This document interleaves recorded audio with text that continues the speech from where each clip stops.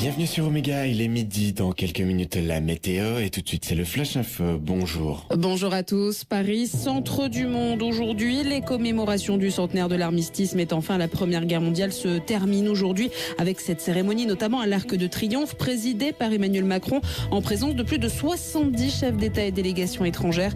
Le président doit prononcer d'ailleurs un discours d'une dizaine de minutes, discours qui doit mettre l'accent sur l'importance du multilatéralisme pour la paix.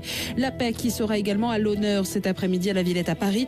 75 dirigeants étrangers environ seront réunis pour un forum sur la paix organisé à l'initiative de la France. Un forum sans Donald Trump. Et à noter quelques perturbations en marge des cérémonies. Au moins 2 militantes fémènes ont perturbé le convoi de Donald Trump sur les Champs-Élysées ce matin. Un véhicule a été obligé de se déporter à proximité de la Cadillac du président américain. Les forces de l'ordre françaises sont également intervenues. Les autorités qui sont largement mobilisées pour assurer la sécurité de l'événement. 10 000 agents des forces de l'ordre ont été déployés dans la capitale, transformée en véritable forteresse. Un rassemblement inquiète particulièrement la préfecture de Paris. La manifestation anti-Trump prévue à 14h place de la République. 200 à 300 Black Blocs sont attendus. Ces manifestants connus pour leur violence. Dans le reste de l'actualité, un balcon s'effondre en pleine marche blanche à Marseille. Des milliers de personnes ont manifesté ce samedi en hommage aux 8 victimes de l'effondrement de 2 immeubles lundi dans le quartier de Noailles. Et cette scène surréaliste en marge du défilé, un morceau de balcon s'est effondré au-dessus de la foule. 3 personnes ont été légèrement blessées. Ce terrible bilan en Californie, 25 personnes ont perdu la vie dans le violent incendie qui ravage le nord de cet État américain. Des milliers de maisons ont également été détruites. Plus de 250 000 personnes ont reçu l'ordre d'évacuer leur domicile. Et enfin, qui rejoindra au premier les côtes guadeloupéennes? La route du Rhum, la transatlantique à la voile en solitaire continue. Les skippers en tête doivent arriver aujourd'hui à Pointe-à-Pitre. Ils sont partis le 24 octobre dernier depuis Saint-Malo en Bretagne. Au classement, François Gabard est toujours premier. Il devance Francis Joyon en deuxième position. Excellente journée à tous. Restez branchés sur Radio Oméga 90.9. La radio qui vous parle. Oméga. La radio qui vous redonne le sourire. Oméga 90.9. www.radiooméga.fr. Ne passez pas à côté de l'essentiel.